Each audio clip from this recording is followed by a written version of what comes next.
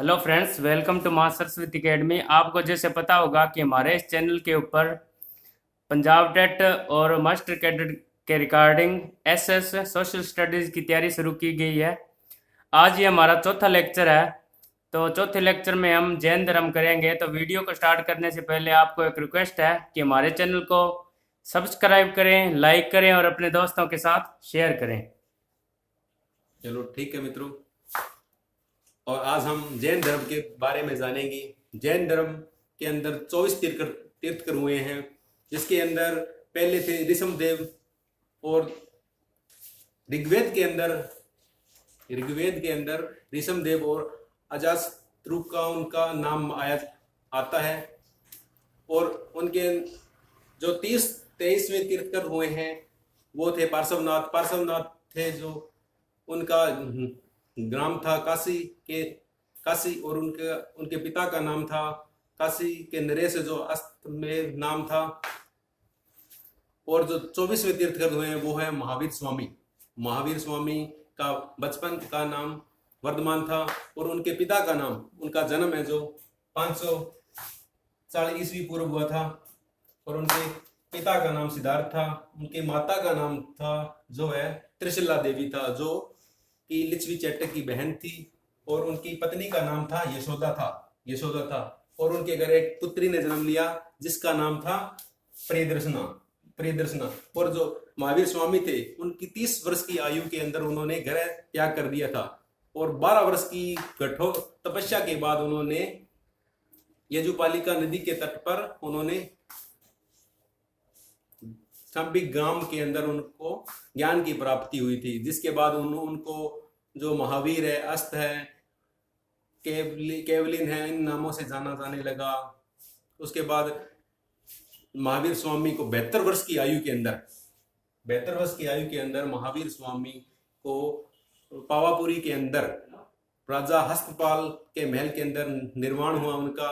और जो राजा थे, जो जैन धर्म को मानने वाले राजा थे, वो थे चंद्रगुप्त मौर्य, सोलंकी के राजा, गुजरात के शासक सोलंकी, चंद्रगुप्त शासक, और भी कई बहुत सारे राजा थे जो जैन धर्म को मानने वाले थे। उन्होंने जैन धर्म का काफी विस्तार किया। और उन जैन धर्म की महावीर स्वामी की बहुत बड़ी विशालकाय प्रतिमा भी बनाई गई है।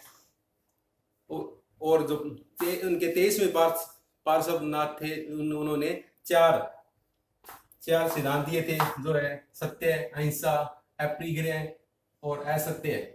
उन्होंने 4 सिद्धांत दिए थे। और जो उनके बाद जो महावीर स्वामी थे, उन्होंने एक और शब्द जोड़ दिया था, ब्रह्मचार्य शब्द जोड़ा था। उसके बाद जो उन्होंने अपने इनका सिद्धांत था कि उनके दर्शन के अंदर वो क्या करते थे कि उनको कर्म और पापों उनकी मोक्ष की प्राप्ति के लिए अंतिम उनका मोक्ष ही माना जाता था। मोक्ष के अंदर उन्होंने अंतिम 8 कर्म और 12 पापों के को उनका निर्माण करने के लिए मोक्ष को अंतिम निर्माण बताया गया है।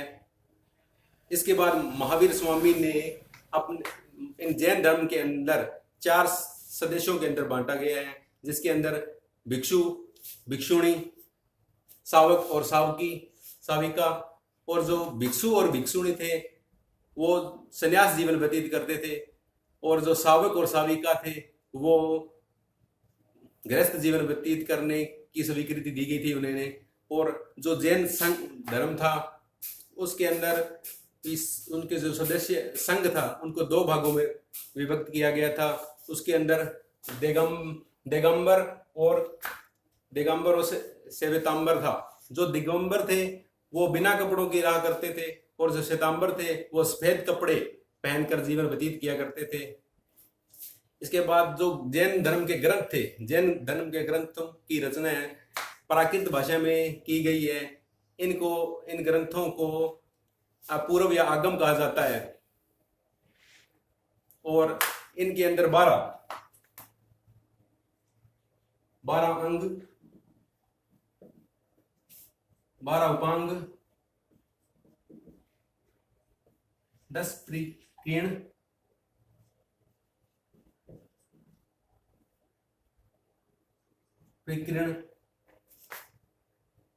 6 छेद सूत्र, 4 मूल सूत्र।